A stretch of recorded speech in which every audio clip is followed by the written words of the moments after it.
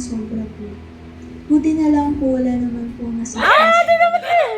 Pero dahil po doon sa experience ko na yun, na-inspire po ako na maging civil engineer para makatulong mag-construct po ng mga building, maging strong po yung mga building sa Philippines. Go, ate!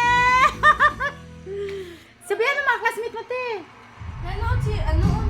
Sabihan mo sila, sir, maana. Kaya